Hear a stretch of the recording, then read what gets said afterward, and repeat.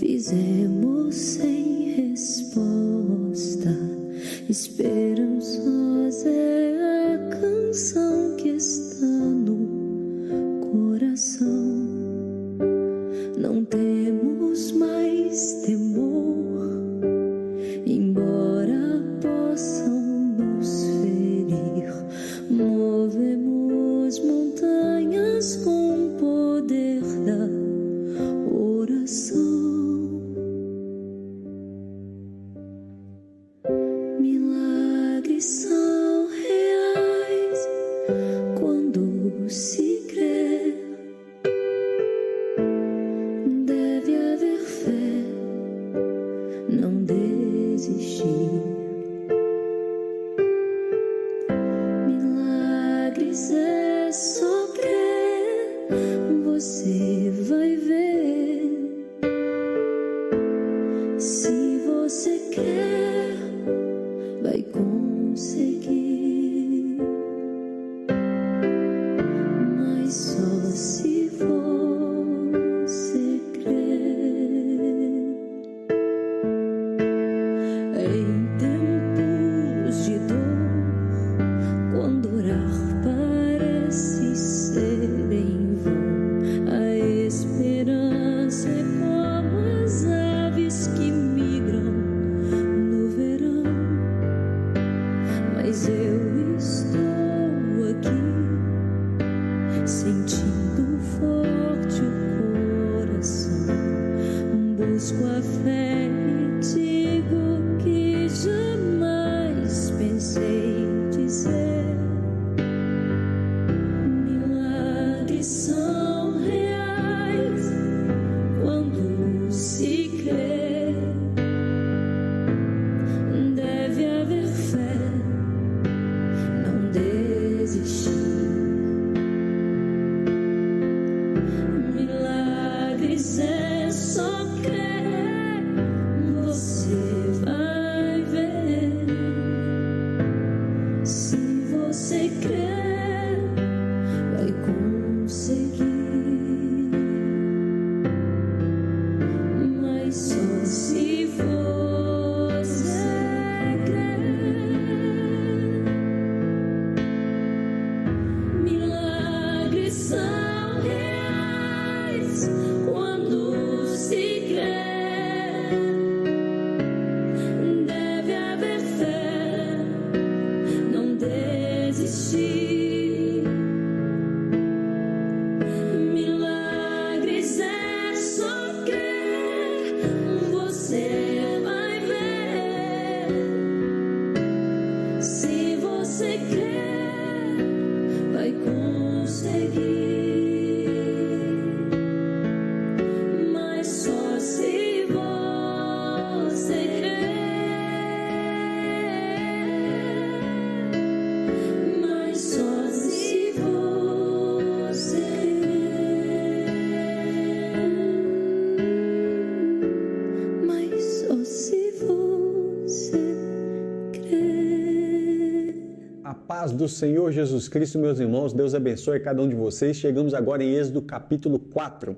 Nós vamos falar sobre um momento em que o Senhor envia Moisés para o Egito, ok? Bem, como há muita coisa para falar nesse capítulo, como todos os outros, né? Sempre tem muita coisa e a minha memória já não vai ficando muito boa, a idade vai chegando.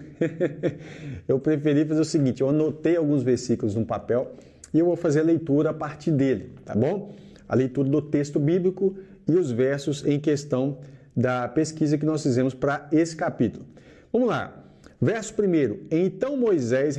Então respondeu Moisés e disse: mas eis que não me crerão. Deus havia enviado Moisés, eles não vão acreditar em mim. Nem ouvirão a minha voz, porque dirão: o Senhor, Jeová, não te apareceu. Eu vou falar Jeová, Yahvé, né? Algumas pessoas são implicantes com a pronúncia, mas eu quero lembrar que a pronúncia depende das vogais.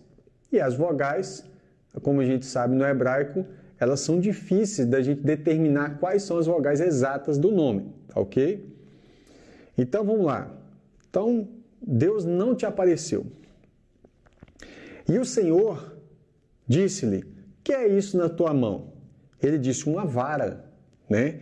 Um galho, um cajado de pastor que Moisés carregava, porque lembra que ele pastoreava as ovelhas do seu sogro Jetro, que era sacerdote em Midian.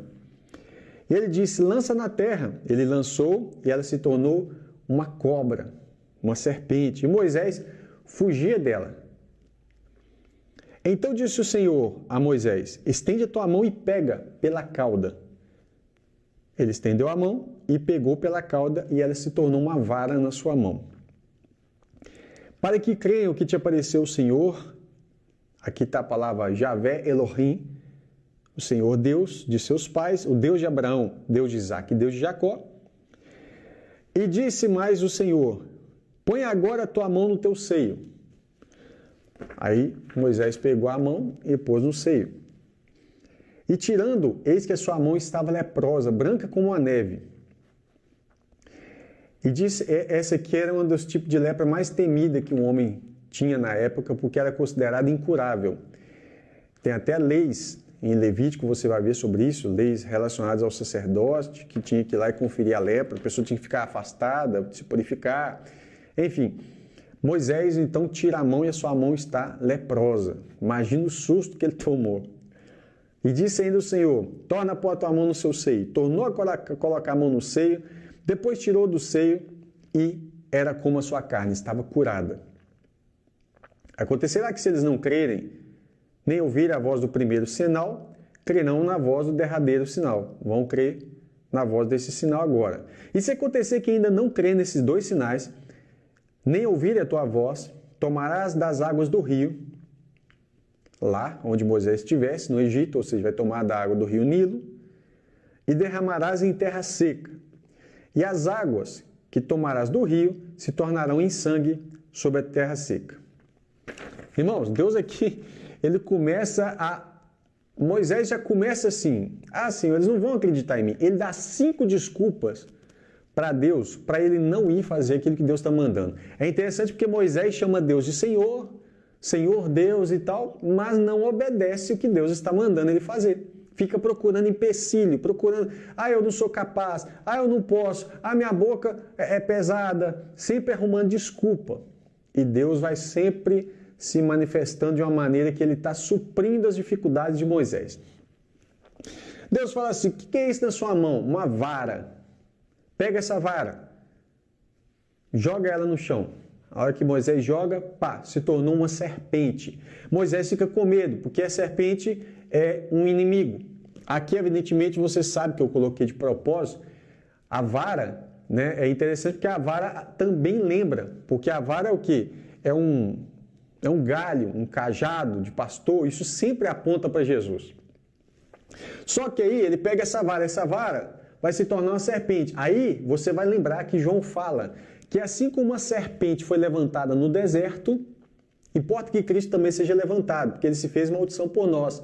Então, ao mesmo tempo, um símbolo ele pode apontar para uma coisa e para outra.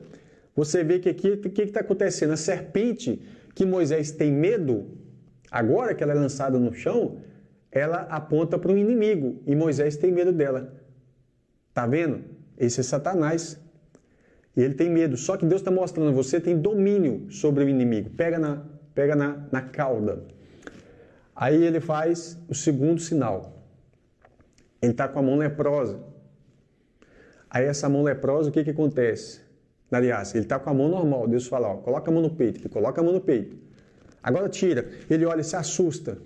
Olha aí, Lepra é símbolo de pecado. Mas é símbolo. Aqui ele estava com lepra, literalmente ele estava com lepra. E ele agora fica assustado, é claro. E de repente o Senhor fala, volta, coloca a mão no peito de novo. Aí ele põe a mão no peito. Olha que interessante. Aí ele volta. Só que a sua mão, quando volta, está curada. Quando ela sai, ela está doente, mas quando ela volta, curada, totalmente restaurada. Eu me lembro de algo interessante, mas vamos lá. Vou falar daqui a pouco. Aí ele fala, se não crer nesse primeiro sinal, vão acreditar no segundo. Da vara se torna serpente e depois voltar a ser uma vara na sua mão. Ou seja, o domínio sobre a serpente que Deus está dando para ele. Aí ele fala, se não crer nisso, vão crer na cura da lepra. E se não crer, você vai fazer o terceiro sinal. Olha, irmãos, a única coisa que foi necessário Moisés fazer foi o primeiro. Ele só fez o primeiro gesto e pronto, ele não precisou fazer outros. Nenhum desses dois ele não precisou fazer.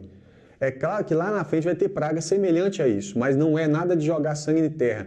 Está relacionado às águas do rio Nilo se tornarem em sangue, mas não tem nada a ver com isso aqui. Isso aqui é diferente. E é interessante porque aqui ele pega a água do rio e torna na terra e essa água se torna sangue. E aí você lembra de Jesus transformando a água em vinho, porque vinho é símbolo de sangue, né? E aqui ele joga sobre a terra. Agora vamos pegar esses três aqui, esses três eventos. O primeiro fala de Satanás como tentador, aquele que provoca a queda do homem. E com a queda vem a lepra. O que é a lepra? O pecado. E o pecado só pode ser restaurado pela limpeza, purificação da água e do sangue. Aqui você tem a redenção.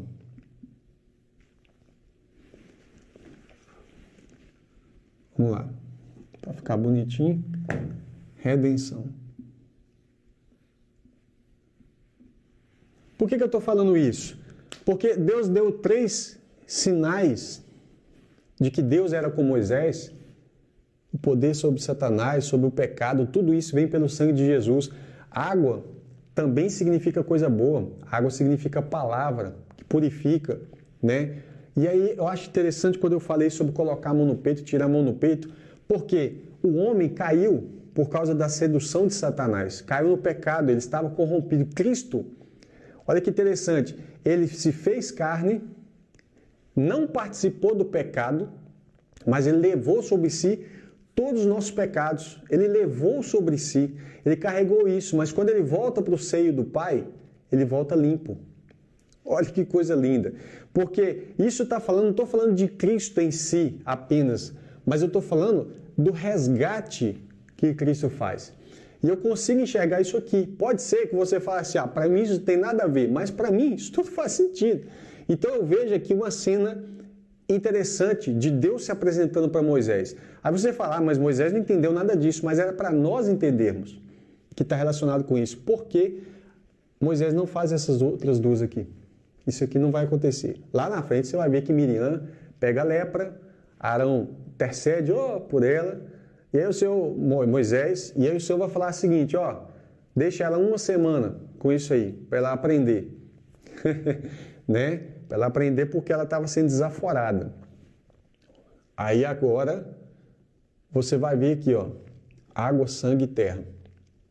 E a terra aqui eu vejo que está falando do homem, tá? O homem caído. E aí o sangue é derramado sobre esse homem para purificar, para redenção. Próximo passo. Depois de Deus apresentar todos esses pontos para Moisés, o seu poder se apresentar diante de Moisés, faça isso, Moisés. Olha que coisa, que insistência. Deus mandou Moisés fazer e Moisés fica colocando empecilho. Não, eles não vão acreditar em mim, vai falar que o Senhor Jeová não me enviou. Então faça esses sinais que eles vão crer. E de fato, no primeiro sinal, eles creram. Mas se não crer, você faz esse. Se não acreditar, você faz esse. Quer dizer, Deus está dando todo o subsídio, todo o suporte para ele ir. Aí o que ele faz? Agora eu vou. Não. Aí ele fala assim, não, Senhor, eu sou pesado de boca. Como é que está a expressão aqui? A expressão aqui está... Então diz Moisés ao Senhor, meu Adonai, Senhor Adonai, né? Eu não sou homem eloquente, nem de ontem, nem de anteontem, nem ainda desde que tens falado ao teu servo, porque sou pesado de boca e pesado de língua, ou seja, eu tenho dificuldade em falar. Você vai ver isso também aqui em Êxodo, anotei para você, Êxodo 6, do verso 12 e o verso 30, tá? Que ele vai argumentar sobre a sua dificuldade em falar. Aí o que vai acontecer? O Senhor vai virar para ele e vai falar, rapaz, eu vou com você, eu serei a tua boca, né? Então disse o Senhor, quem fez a boca do homem? Quem fez o mudo, o surdo, o que vê, o cego? Não sou eu, Senhor? Eu fiz todo mundo. E agora você está falando comigo que você não pode falar em meu nome? Porque você tem dificuldade de fala? Deus sabe. Moisés estava tentando olhar para a sua própria força. Eu sou incapaz. A incredulidade do povo. Olha, um profeta preocupado se eles vão acreditar ou não. Pensa bem o que está acontecendo com Moisés, né? E Deus está conversando com ele. Vai, Moisés, é para você ir, rapaz.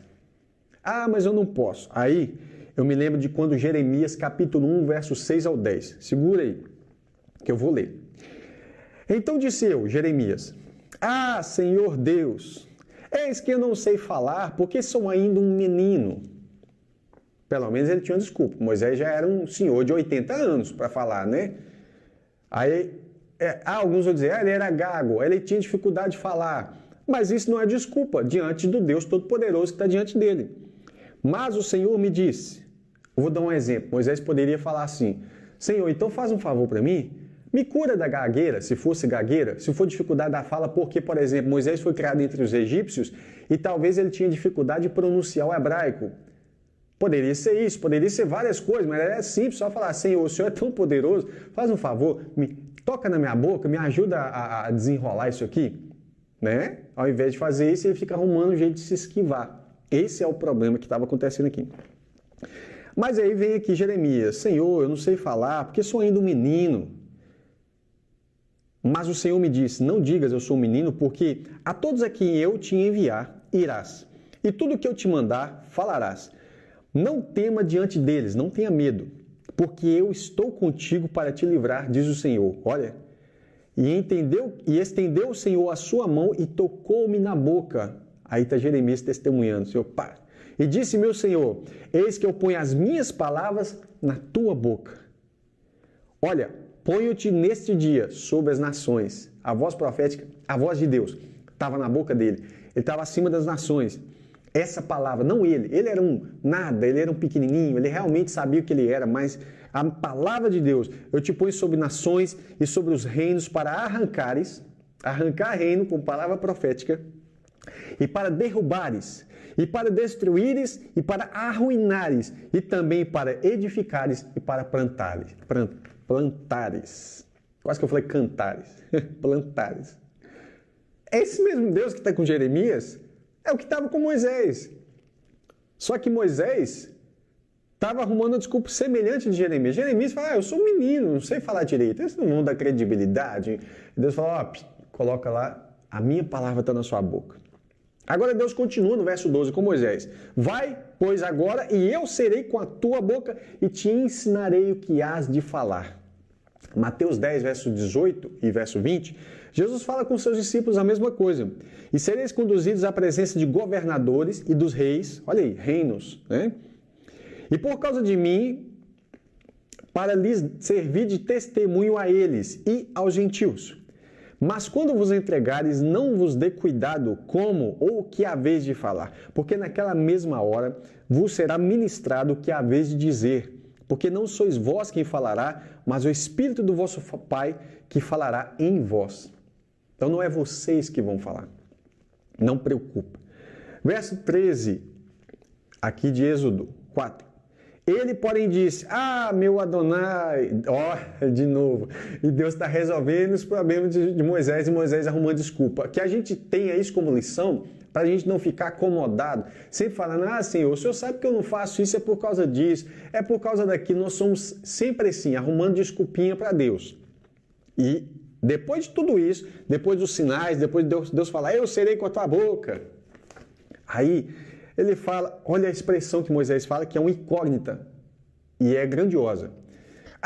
Meu Adonai, meu Senhor, envia pela mão daquele a quem tu has de enviar. Aqui eu vejo claramente uma figura que Moisés está falando assim, olha, tem um Messias para vir e vai resolver a situação. Manda ele de uma vez, envia ele. A leitura do termo original, até onde eu consegui compreender, deu mais ou menos assim, mais ou menos. Adonai, envia agora a mão que enviará. Porque Deus tinha falado no capítulo anterior que Faraó não liberaria, a não ser por meio de uma mão forte que Deus tiraria o povo do Egito. Essa mão forte, claro, essa mão forte, se você pegar para entender, ela está relacionada com Cristo. Aí, Moisés fala assim, não, envia agora a mão que o Senhor vai enviar, né? Só que aí, o que vai acontecer? Então se acendeu a ira do Senhor contra Moisés. A palavra no hebraico aqui é interessante porque ela é uma palavra que fala assim, como se as narinas do Senhor, porque isso aponta para a ira, para a fúria, é como se ele estivesse bufando, tá? Aí, só que a ira do Senhor, né, se acendeu contra Moisés. Lembrando, irmãos, que a gente tem que tomar muito cuidado com a leitura bíblica, porque há uma linguagem antropomórfica. O que é isso? Deus fala conosco de uma maneira que a gente possa compreender algumas coisas do sentimento de Deus. Ou não só do sentimento de Deus, do sentimento que o homem tem percepção a respeito de Deus. Nós não podemos compreender Deus em toda a sua plenitude, mas Ele fala em uma linguagem em que nós possamos compreender. Por que eu falei questão da narina? Isso está relacionado com o termo hebraico, porque lá a palavra fúria está relacionada com isso, ou ira, né? Aí é como se falasse assim, Moisés foi insistindo, lembrando que Moisés escreveu esse texto inspirado pelo Espírito Santo. Então ele está lá na frente redigindo, o Espírito está ministrando o coração dele, trazendo à memória esses acontecimentos passados, e ele está lembrando, então Moisés fez isso, né? Aí eu fiz isso, aí aquilo. Ele fala na terceira pessoa, dele mesmo, mas na terceira pessoa, evidentemente, considerando nós que estamos fazendo a leitura. Aí ele fala, então Moisés de novo arrumou uma desculpa. Aí na terceira vez, Moisés percebe que o Senhor se acendeu a ira do Senhor contra Moisés e disse. Só que percebe que a ira do Senhor, ao invés de punir Moisés aqui, ele faz o quê? Ele resolve a situação de Moisés. Então, para acabar a desculpa, Moisés se esquivou 5 vezes até chegar aqui. 5 vezes, tá? Nesse capítulo é a terceira vez. Aí o Senhor vai e fala o seguinte com ele, não é Arão levita teu irmão? Eu sei que ele falará muito bem. Acabou a sua desculpa, ele fala bem. Aí ele diz assim, e eis que ele também sai ao teu encontro, e vendo-te, se alegrará em seu coração. Aqui Deus fala, Arão vai sair ao seu encontro. Para Moisés aqui, dá a impressão que Arão já está caminhando. Nós vamos ver mais para frente o que aconteceu aqui. Mas uma coisa é certa, naquele momento da conversa, Deus já garante, Arão já sai ao seu encontro e você vai se encontrar com ele. E vendo você, ele vai se alegrar. Ele vai se alegrar também por um propósito, é lógico. Porque, por causa de tudo isso aqui, acontece que Arão agora entra no meio desse processo de envio até os egípcios. E Arão estava no Egito, lembra disso? Arão vai vir e vão se encontrar no meio do caminho, no Monte Sinai. Aí ele fala assim, e tu lhe falarás e porás as palavras na sua boca, e eu serei com a tua boca e com a boca dele, ensinando-vos o que haveis de fazer. Como Deus havia falado. Então, ele fala assim, serei com a tua boca e com a boca dele. Então, quando você falar para ele, é eu que estou ministrando o seu coração. E ele vai ministrar, e eu vou estar ensinando vocês dois. Tudo que vai fazer, quer dizer, como que Moisés fala não agora? Tudo quanto é desculpa que Moisés arrumou, caiu por terra. Tudo que ele falou. Aí Deus fala, não, então eu vou fazer o seguinte, eu vou pôr palavra na sua boca e vou na boca dele também. Eu te dou um tradutor, um intérprete, alguém que fala no seu lugar, mas você vai, ele vai ser o seu alto-falante, o seu microfone, né? Seja lá qual seja a dificuldade que Moisés tinha na fala, se é na pronúncia, se é no volume da voz, se é em gagueira, não importa qual for o problema, está resolvido. Arão fala, eu sei que ele fala bem, e aí? Vai discutir, vai falar que não. Arão era o irmão mais velho de Moisés, a gente vai saber disso mais para frente. Aqui é a primeira vez que é citado o nome de Arão, seu irmão, o levita. E aí, eu vou ministrar ao seu coração e vou ensinar vocês o que há de falar, como fez Jesus com seus discípulos. E ele falará por ti ao povo. E acontecerá que ele te será por boca, e tu lhe serás por Deus. Só que a palavra Deus aqui, na sua Bíblia, tinha que estar com D minúsculo.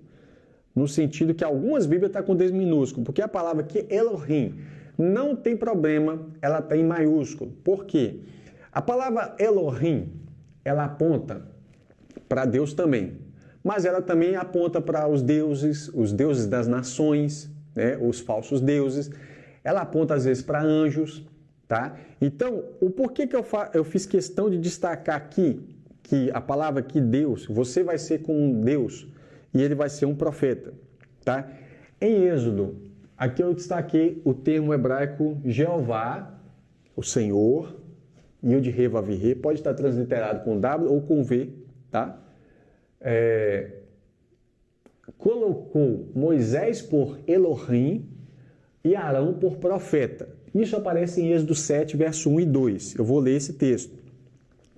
Disse o Senhor Yahvé a Moisés: Eis que eu te tenho posto por Elohim, por Deus, sobre Faraó.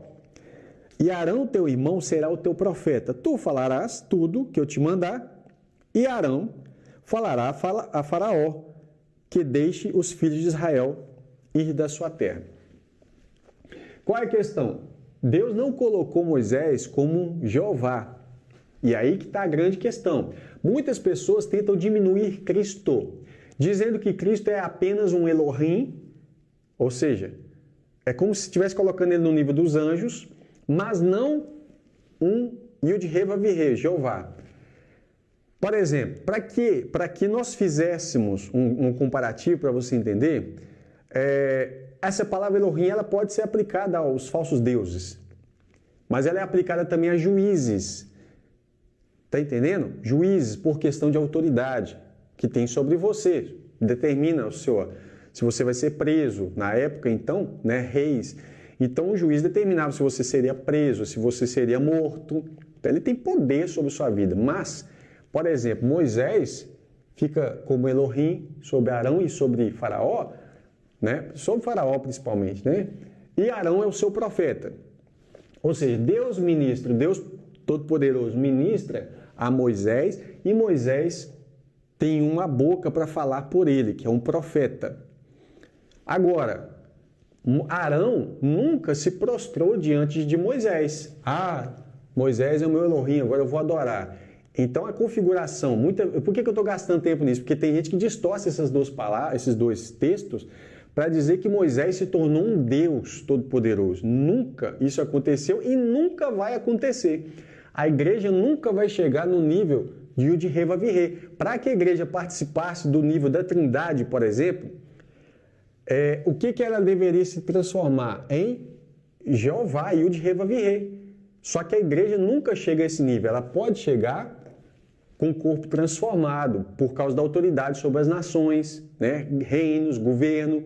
Agora, ela nunca chega em Yud-He-Vav-He. Para que ela se tornasse parte da Trindade, ela tinha que ser onisciente, onipotente e onipresente. Isso só Deus, Jeová, pode ser. Então, você tem visto que Cristo é Jeová, né? E é diferente. Embora os textos vão apresentar tanto o Pai como o Filho como Elohim, mas quando fala assim, ouve, ó Israel, o Senhor é nosso Deus, o Senhor é nosso Elohim, é o único Senhor, é o único Javé, Jeová.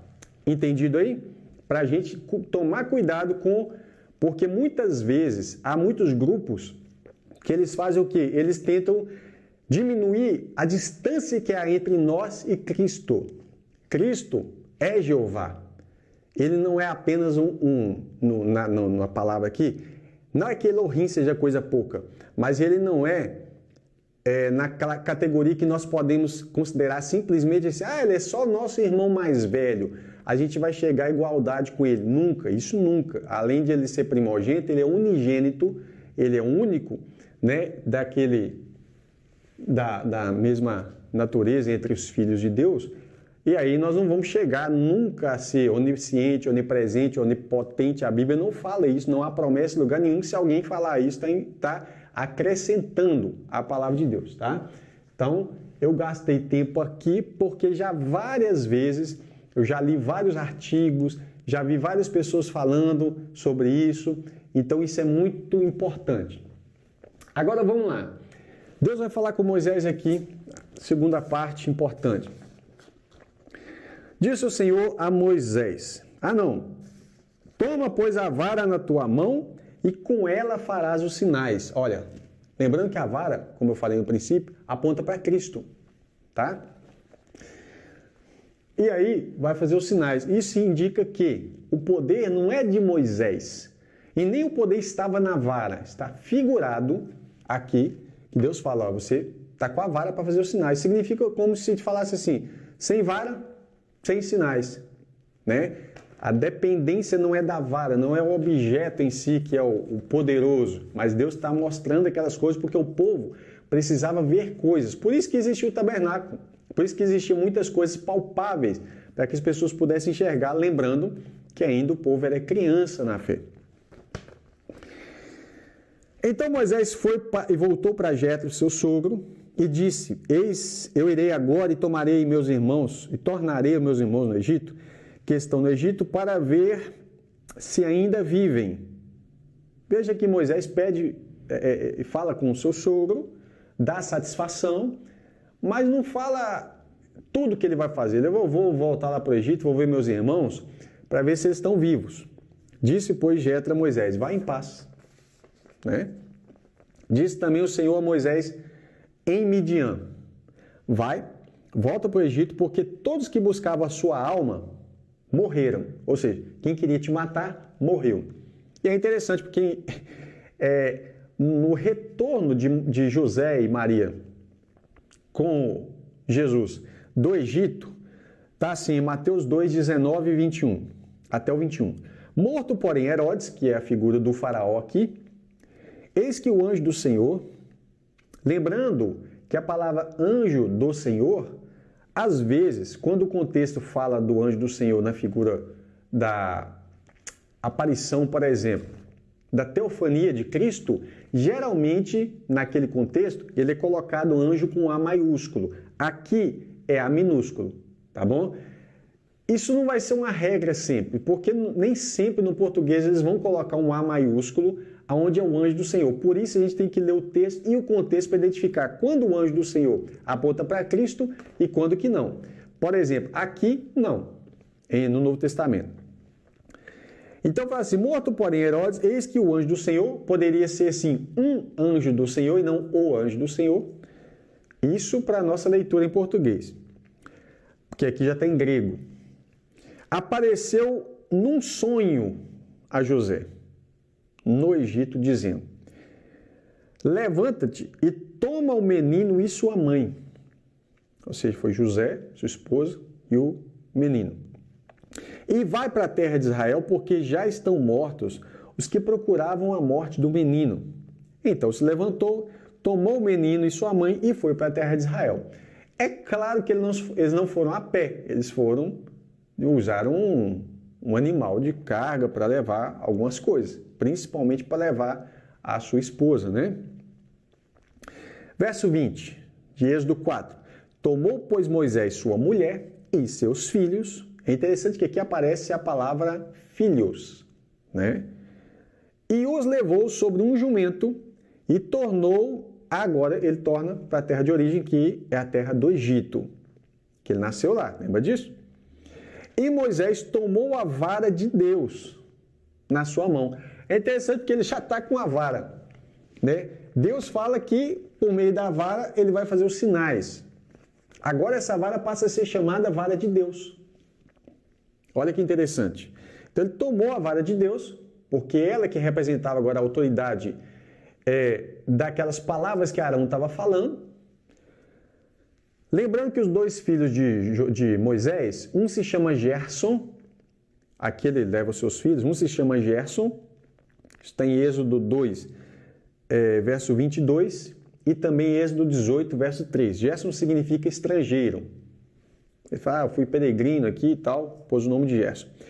E o segundo filho chama-se Eliezer. Eliezer está em Êxodo 18, verso 4, que significa Deus é meu socorro. Mas Eliezer também é o nome daquele Damasceno que acompanhou Abraão, que é servo de Abraão, que vai buscar uma esposa para Isaac. Lembra disso?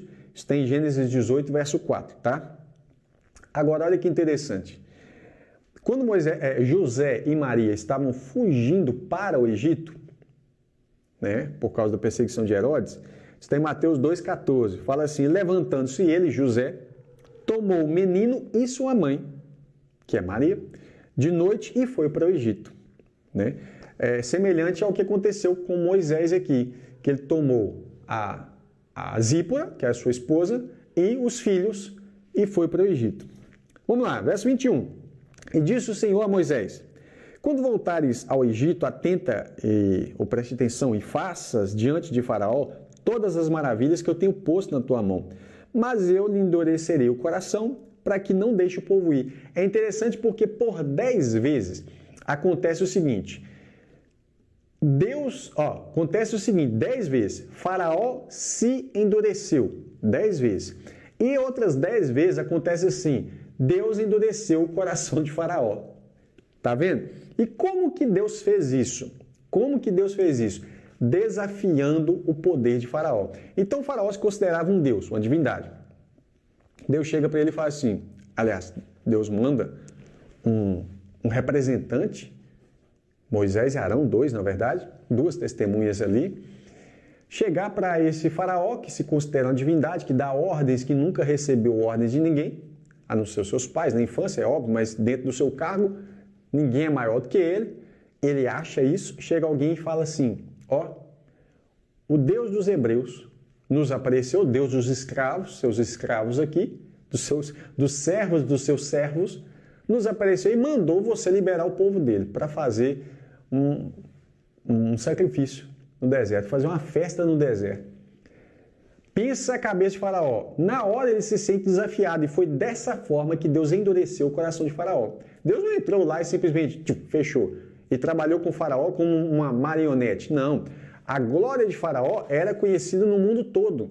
E como que Deus faz? Ele fala assim, eu vou endurecer ele, eu vou desafiando ele e ele não vai aceitando. E dessa forma, eu já vou endurecendo ele até que quando na saída, o meu nome vai ser engrandecido em toda a terra. E é exatamente o que Raabe fala com os espias, que todo mundo já estava com medo, o coração dos povos estava derretido, porque viu o que Deus fez para tirar Israel do Egito e como que ele venceu o rei do Egito. Olha que chique. Agora vamos lá. Ele fala, atende que faz diante de Faraó as maravilhas e tal. E Faraó vai ser endurecido para que não deixe o povo ir. Então dirás a Faraó, você pode ter perguntado assim, se Deus sabe que Faraó não vai deixar o povo ir, por que Moisés vai lá e vai falar com ele? Seria um teatro? Não. Isso é testemunho. É um testemunho. Deus está ali e tem momentos em que Faraó até abranda o coração. Ele se arrepende uma vez, né? Vai lá, ora por mim, oferece sacrifício também, por mim, pela minha casa. E depois ele finge se arrepender e aí já é tarde demais. Deus não aceita nada disso. Vamos lá. Então dirás a Faraó, assim diz o Senhor. E ele usa o nome aqui, Javé. Jeová. Assim diz o Senhor Jeová. Israel é meu filho, meu primogênito. Olha aí. E é interessante um pouco aqui atrás que eu deixei passar, que quando o Senhor vira para Moisés, fala no verso 19 assim com Moisés, volta para o Egito. É a primeira vez que Deus fala assim, volta para o Egito, né? Volta para o Egito. Moisés e por aí seus filhos vão para o Egito. Lembrando o seguinte, Moisés estava para ir para o Egito até então sozinho. Mas quando Deus fala, olha, morreram todo mundo que queria te matar. Aí ele vai e parece se dispor aí, ele, a esposa, os filhos, até certo momento eles estão caminhando junto para lá. Aí o que vai acontecer? Nós paramos no verso 22. Fala para Faraó, assim diz Javé, o Senhor, Israel é meu filho, meu primogênito. Israel é o meu filho. Olha que interessante. Israel é o meu primogênito. É o meu filho primogênito. Na Bíblia, você tem quatro que recebem nome de primogênito. E claro que esses 4 apontam para uma coisa só. Israel, Efraim é chamado de primogênito de Deus. O que seria Efraim? Só para você entender. Quando as duas tribos de Israel se dividem, as duas casas de Israel se dividem, ou seja, o reino do norte e o reino do sul, o reino do norte passa a ser chamado Efraim. Além de ser uma tribo que estava ali dentro, ela é cabeça de todas as 10 tribos. Então, ele fala, Efraim é meu primogênito. Eu falo contra ele, mas o meu coração ainda assim tem misericórdia de Efraim. Eu amo, é meu primogênito. Cristo é chamado de primogênito e a igreja também. A igreja dos primogênitos. Um detalhe é que Cristo é cabeça da igreja. E tudo isso aqui aponta para o povo de Deus, que, unido com Cristo, é primogênito. Que coisa chique, né? Tem que tomar cuidado para a gente não embolar a primogenitura no sentido de que Cristo perca a primazia. Isso de maneira alguma. Entenda isso. Entre as nações, você tem o primogênito de Deus, tá? Aqui. Isso está muito relacionado com muitas outras coisas que não vai dar tempo de falar aqui agora. Vamos lá. Um texto sobre isso. Deuteronômio 14, verso 1 e 2. Filhos sois do Senhor, Javé, vosso Deus, vosso Elohim. Não vos dareis golpes, nem fareis calva entre os vossos olhos por causa de algum morto. Essa é a mania, costume das nações. Porque és povo santo ao Senhor teu Deus, e o Senhor te escolheu entre todos os povos que há sobre a face da terra, para lhe seres seu próprio povo. Escolheu baseado na fé de Abraão. Quando Deus chamou, Abraão creu, obedeceu, né? E aí de Abraão Deus forma um povo. Isaías 63, 16. E Deus havia feito uma promessa para Abraão, que dele nasceria um descendente, onde todas as famílias da terra serão abençoadas, Cristo. Então, de Abraão até Cristo nascer, as descendências são listadas na Bíblia para chegar em Cristo. Até Cristo nascer, Deus suporta um monte de bagunça que o povo de Israel faz até chegar ao nascimento de Cristo. Dali para frente, não tem descendência mais. Observa que a descendência ela vai de Abraão até Cristo, ou de Adão até Cristo. Mas por que as descendências foram relatadas? Para apontar para o Messias. Dali para lá, não importa mais descendência. E aí, Paulo vai deixar bem claro várias vezes que descendência, carne ou sangue não importa, não tem relação nenhuma com promessas e nem com vida com Deus. Tá ok? Vamos lá, Isaías 63, 16. Mas tu és nosso Pai. Ainda que Abraão não nos conhece, Israel não nos reconhece, tu, ó Senhor, és nosso Pai. Nosso Redentor desde a antiguidade é o teu nome. Isaías 64, 8. Mas agora, ó Senhor, tu és o nosso Pai. Nós o barro e tu o nosso oleiro, e todos nós obra das tuas mãos. Jeremias 31, 9 e 10. Virão com choro e com súplicas, e os levarei e guiá-los-ei a ribeiros de águas, por caminho direito, no qual não tropeçarão. Esse caminho é Cristo, né? E aí Deus está falando isso, eles virão, eu vou levar eles, e ele fala assim, porque sou um pai para Israel, e Efraim é o meu primogênito. Ouvi a palavra do Senhor, ó nações, e anunciai nas ilhas longínquas, e dizei, aquele que espalhou Israel, o congregará e o guardará como pastor ao seu rebanho. Olha que coisa linda, como que isso está passando, né? Verso 23 de Êxodo 4, para a gente terminar esse capítulo, hein?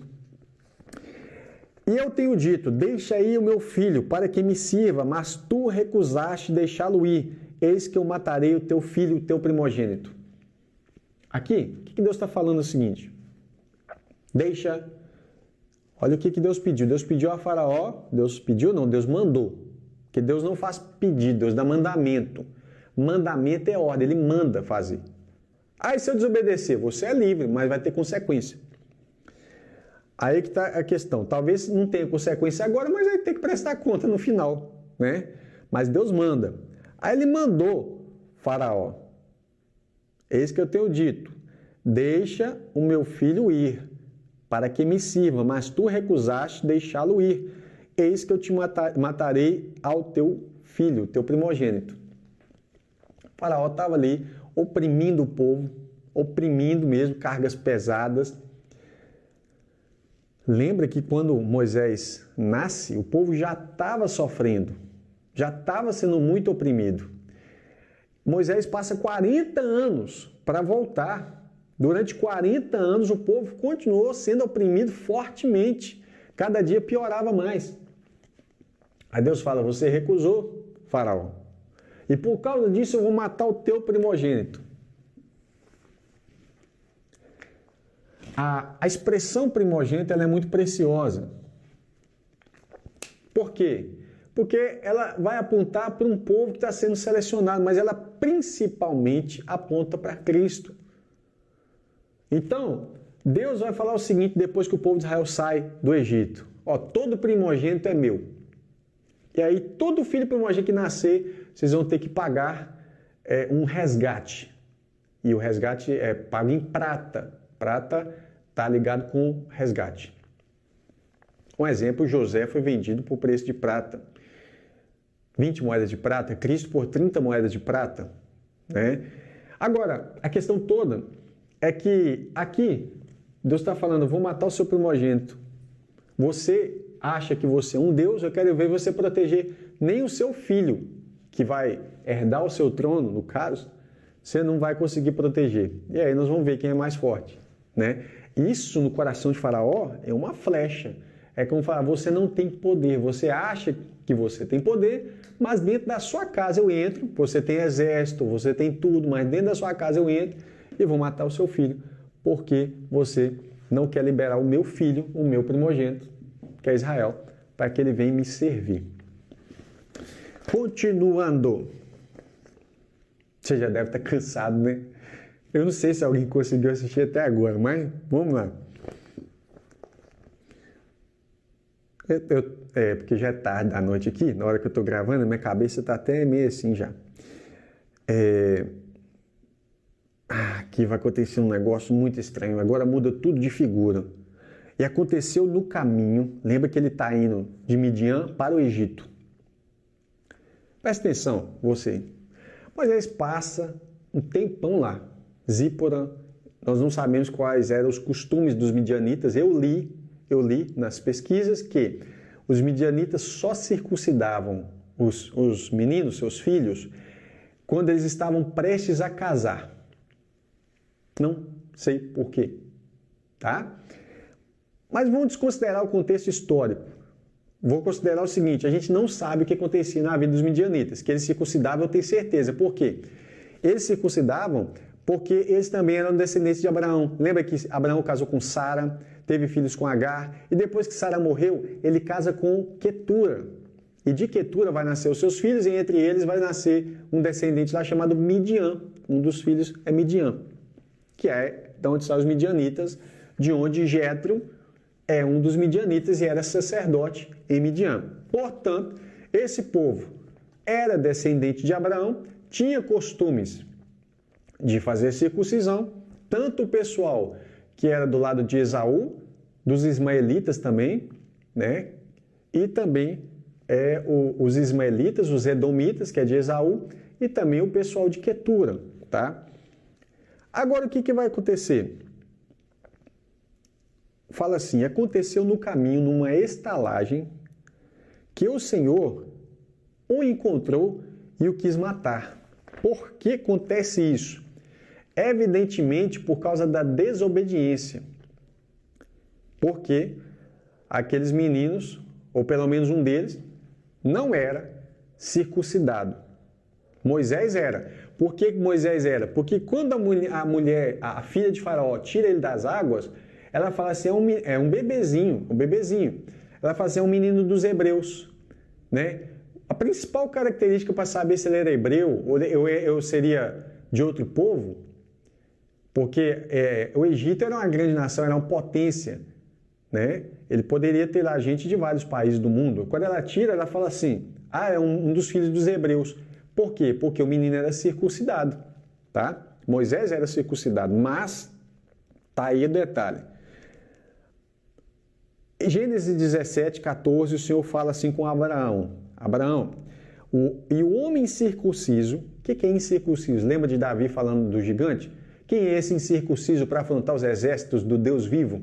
Ou seja, o incircunciso é aquele que não tem aliança com Deus, porque o sinal da aliança era a circuncisão. Entrou para o povo, tem que fazer circuncisão. Então, a aliança é relacionada com o sangue, porque quando cortava a circuncisão, cortava a carne do prepúcio, sai sangue. E ela é cortada em círculo, sai sangue e tal. Enfim, resumindo, é uma aliança, está relacionada com corte, com sangue, e era uma obrigação de todo hebreu fazer isso, todo filho de Abraão, todos. Aí, e não só os filhos de Abraão, se eles tivessem algum servo em casa, vai servir, vai trabalhar aqui no meio do povo, esse povo é povo santo, eles têm que santificar também, que faça circuncisão também, ok? E Deus fala, Abraão, Gênesis 17, 14, e o homem incircunciso, que não circuncidou, cuja carne do prepúcio não estiver circuncidada, aquela alma será extirpada do seu povo, quebrou a minha aliança. Por que Deus fica bravo, entre aspas, lembrando a linguagem antropomórfica aqui, mas Deus quis matá-lo? Lembrando que antes Deus já tinha matado um, que era Er, né? Er era maligno, Deus matou ele. Aí vem o Onã, né? O Onã faz o quê? Vai ter relações com a mulher de Er, e o que ele fazia? Ele tinha relações com ela, usava ela, em vez de dar filhos para ela, que era a obrigação dele dar filho, cumprindo a lei do levirato. Se você não sabe o que é isso, no canal tem aqui, digita assim, porque a Bíblia fala disso, alguma coisa assim. Levirato, fugiu da minha mente, eu falei que eu estou com a cabeça cansada. Sobre a poligamia, né? Digita lá, curso bíblico online, porque a Bíblia fala disso. Ou curso bíblico online, levirato. Ou curso bíblico online, poligamia. Você vai entender sobre esse assunto. Aí o que acontece? O Onã, ele tinha relações com a mulher, mas na hora de dar filho, ele fazia o quê? Jogava o sêmen na terra. Isso foi mal aos olhos do Senhor também. Mas aqui, o que foi mal aos olhos do Senhor em relação a Moisés? Deus quis matar por causa da circuncisão. Então, o que acontece? Então, Zípora, que é a esposa dele, lembrando, quem fazia circuncisão eram os homens. Homens faziam circuncisão de homens. É simples, era assim, né? Mas a gente não sabe o que aconteceu. Ela tinha consciência do que tinha que fazer. Moisés também tinha, porque Deus não ia ficar irado com ele à toa. Só que não tinha feito. E aí você para e pensa assim, mas por que todo esse tempo Deus tolerou, aconteceu uma coisa, e agora Deus não está tolerando? Lembra que Moisés estava onde? E os seus filhos? Estava dentro do meio do seu povo. Naquele povo, o costume deles era diferente da circuncisão, era antes do casamento. No povo de Israel, a circuncisão deveria ser feita ao 8º dia de nascimento, como aconteceu até com Cristo. Porém, Moisés está saindo de um povo que tem uma cultura de fazer circuncisão lá na frente, e se ele deixasse os seus filhos virem incircuncisos para cá, para o Egito, ele está falando o seguinte, eu estou vindo, mas os meus filhos não fazem parte desse povo. Aí Deus está falando, está quebrando a minha aliança. Essa alma que não for circuncidada, lembrando que no contexto de Abraão, ele está falando com homens adultos, porque Abraão era adulto, Ismael já tinha seus 13 anos, se eu não me engano, 13 ou 15, alguma coisa assim. E aí, Deus fala, um homem que não quiser fazer é porque ele está rejeitando a circuncisão, ele vai ser chipado. Agora aqui, você está trabalhando com crianças, talvez até bebê, porque ele está parado numa estalagem. E me lembra muito essa questão da estalagem quando Cristo também vai, no nascimento de Cristo, né? Fala lá de estalagem, fala dessas coisas aqui, mas ele para no meio do caminho ali. Aí Deus quis matar. Zípora vai lá e faz o quê? Faz a circuncisão do seu filho, pelo menos um. Então Zípora tomou uma pedra aguda. Olha, pedra aponta também para Cristo. E circuncidou o prepúcio do seu filho. Fez aliança. E lançou aos seus pés. Aí, o texto não dá para saber bem se ela pega o prepúcio e joga aos pés de Moisés ou do Senhor. Do anjo do Senhor que estava ali. Ou joga nenhum, não dá para saber, tá? Lançou seus pés. Uma outra coisa que eu vi também, que não dá para saber simplesmente o que acontece com ela, porque ela diz assim, certamente me és um esposo sanguinário. E ela disse isso por causa da circuncisão, tá? Aí lembrei aqui Josué, notei aqui Josué 5, 2 e 3. Fala assim: naquele tempo disse o Senhor a Josué: faça facas de pedra, não podia ser de ferro. Já existia o domínio do ferro? Há muito tempo já existia domínio sobre o ferro, né? Você vai ver isso em Gênesis 4, por exemplo. Por isso que eu não acredito na história de homens da caverna. Não acredito nisso nem brincando. O homem já tinha tecnologia avançadíssima. Leia Gênesis 4. Os primeiros homens, eles tinham uma inteligência tão avançada que eles dominavam o ferro. Aí eu pergunto para você, por mais que você estudou, você pode ser engenheiro de química, do que for. Olha se você hoje tem capacidade sozinho de pegar um material na terra, sem elementos, sem panela, sem nada. Você selecionar materiais ali, minério, qualquer outra coisa, começar a desenvolver fogo sem isqueiro, sem fósforo, sem nada. Desenvolver ali uma panela, qualquer outra coisa para você colocar aquele ferro para chegar na temperatura adequada, porque o ponto de fusão do ferro é altíssimo. Olha quanta sabedoria, quanta tecnologia aqueles primeiros homens já tinham. Eu não seria capaz de fazer isso em pleno século 21. Não 22, nem sei que século a gente está mais. Mas aí o que acontece? Não é só eu, não. Qualquer um de nós foi jogado e falasse: agora se vira, faça facas de ferro, faça instrumentos de ferro. Nós não sabemos dominar isso. E lá no início já sabiam. Só que aqui, apesar do homem já ter domínio sobre o ferro, sobre o bronze, sobre um monte de coisa, Deus coloca para Josué, eles tinham espadas. Mas a circuncisão tinha que ser feita com facas de pedra. Aí ele fala assim, com Josué 5, versos 2 e 3. Naquele tempo disse o Senhor Josué, eles já tinham saído do Egito, passados os 40 anos de deserto e estavam para entrar na terra prometida. Faça a faca de pedra e torna a circuncidar segunda vez aos filhos de Israel. Não é circuncidar quem já estava circuncidado, nada disso. Ele vai explicar. Então Josué fez para si facas de pedra e circuncidou aos filhos de Israel no Monte dos Prepúcios. O nome do monte foi tanta gente que circuncidou que o nome do monte passou a chamar Monte dos Prepúcios. Por quê? Na história, quando falasse onde o Josué circuncidou Israel, tinha milhares de homens, mas milhares, quase 1 milhão. Talvez tinham até mais. 1 milhão de prepúcio. Isso aqui virou um monte dos prepúcios. Então é ali que acontece. E o monte passa a receber esse nome porque quando alguém passasse, onde foi que Josué? O monte dos prepúcios é onde? Aqui, ó. Pronto, aqui é o monte dos prepúcios. Vamos lá. Verso 26. E o Senhor se desviou dele. Então ela disse: esposo sanguinário, por causa da circuncisão. Saiu o sangue da circuncisão, mas também ele poderia ser morto. Talvez ela, talvez o filho. A gente não sabe o que aconteceria, mas a questão é essa. Ela vai lá e resolve essa situação e age com rapidez, com eficiência, com sabedoria, né? E vai lá.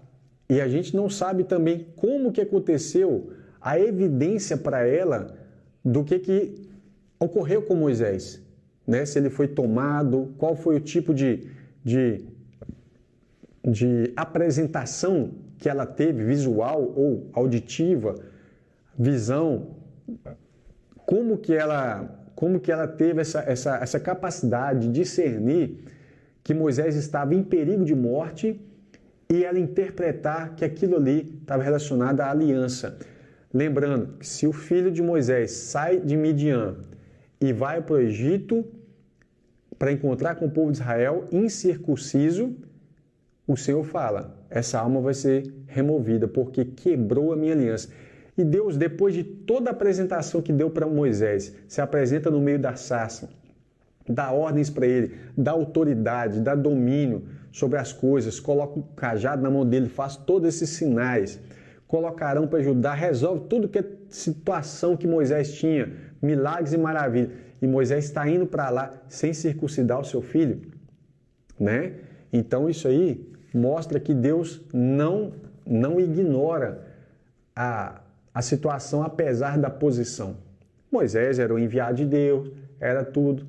Mas ora, E se Moisés morresse? Deus não tinha poder para fazer nada, né? É claro que isso tudo está dentro do cronograma de Deus.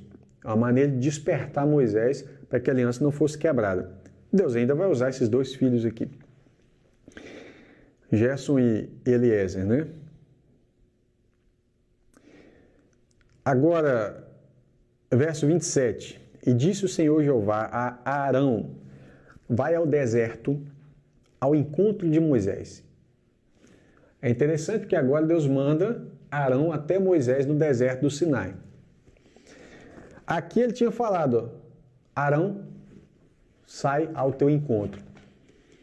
Aí ele termina aquela conversa com Moisés, acontece o evento aqui e ele manda Arão ir se encontrar com Moisés. Arão está vindo do Egito para o Monte Sinai, no deserto, e Moisés está vindo Moisés está vindo de Midian também para se encontrar, entre aspas, no meio do caminho, né? Mais ou menos. E aí eles vão se encontrar ali. Quando eles se encontram, vai ser muito legal. Aí ele fala: vai ao deserto, encontra Moisés, e ele foi e encontrou no monte de Deus, e beijou-o. E relatou Moisés a Arão todas as palavras do Senhor. Tá, agora Moisés, que era pesado de boca, bate um papo ali, né? E o beijou. Imagina a emoção de Arão e Moisés, que ficaram 40 anos sem se ver. Agora, sem internet, sem telefone, sem nada, eles se encontram ali. Olha a ação de Deus na vida desses dois. Deus já tinha falado: vai, Arão vai encontrar com você. Deus vai lá e avisa Arão: vai encontrar com Moisés. Olha a fé desses dois, a fé de Arão, que ouviu a voz de Deus e sai para o deserto para encontrar Moisés. É parecido com a fé de Abraão. O que acontece com Arão aqui é fantástico. Não foi uma ligação no telefone, não foi uma mensagem que ele recebeu, uma mensagem, né, no aparelho. Foi uma mensagem totalmente espiritual. Deus chega e fala para Arão: vai lá encontrar com Moisés. E eles se encontram e o beijou. Imagina um abraço forte, né, que eles deram, o choro que eles não choraram ali. Eu fico imaginando. Relatou Moisés a Arão todas as palavras do Senhor com que o enviaram e todos os sinais que lhe mandaram. Então ele conta desde o capítulo 3 lá, quando o Senhor aparece na sarça de fogo: Arão, eu estava andando com as ovelhas, rapaz, eu estava aqui, ó, nesse monte, estava por aqui, e aí de repente eu vi uma sarça pegando fogo, e começa a contar ali o que aconteceu com ele ali, né? E quando eu estava vindo para cá agora, rapaz, eu passei um aperto. Ainda bem que a Zípora, né, Zípora, foi lá e circuncidou o menino. Eu não sei a conversa, mas eu tenho certeza que foi uma conversa muito longa e foi legal. Aí ele fala assim: então foram Moisés e Arão. Moisés foi lá e volta, né? Arão foi lá e volta. Moisés e Arão, e ajuntaram todos os anciãos dos filhos de Israel. E Arão falou todas as palavras que o Senhor falou a Moisés, e fez os sinais perante os olhos do povo. E o povo creu. E quando ouviram que o Senhor Deus visitava os filhos de Israel e que via a sua aflição, deixa eu só fazer uma correção aqui. Nesse texto aqui, fala assim: fez os sinais, está no plural, então provavelmente ele fez. Porque eu tinha falado que provavelmente ele fez só o primeiro sinal, mas é diante do faraó. Diante do povo ele fez os 3 sinais aqui, pelo jeito. Fez os sinais perante o povo. E o povo creu, quando ouviram que o Senhor visitava os filhos de Israel e que via a sua aflição, inclinaram-se e adoraram. Detalhe, a palavra visitava aqui está relacionado com sancionar. A promessa que Deus tinha feito a Abraão, que tiraria o povo do Egito. Deus sanciona essa promessa, tá? E aí, do povo crer, você está vendo aqui, ó, fizeram os sinais e o povo creu, o povo hebreu creu. Êxodo 3, verso 18. E ouvirão a tua voz, capítulo passado, irás tu com os anciãos de Israel ao rei do Egito e dir-lhe-eis: o Senhor, Deus dos hebreus, nos encontrou. Fala isso para Faraó.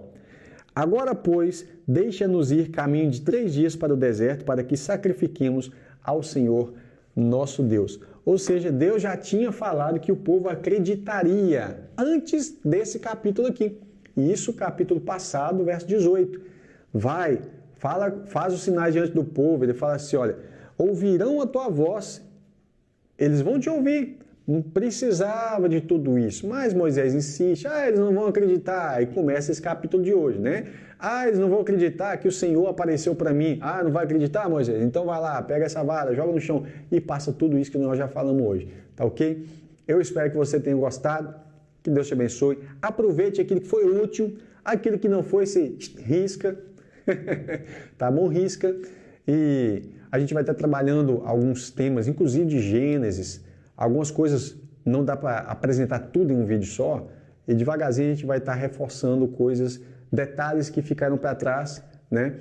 E vamos estar atualizando alguns, não apagando, mas a gente vai estar acrescentando pequenos vídeos de acréscimo em vídeos passados e também vamos desenvolver outros vídeos agora de Êxodo. O que pedimos aos irmãos é, ore por nós. Que Deus te abençoe. Eu vou deixar o quadro para você tirar um print, tá bom? Até o próximo vídeo, se Deus quiser.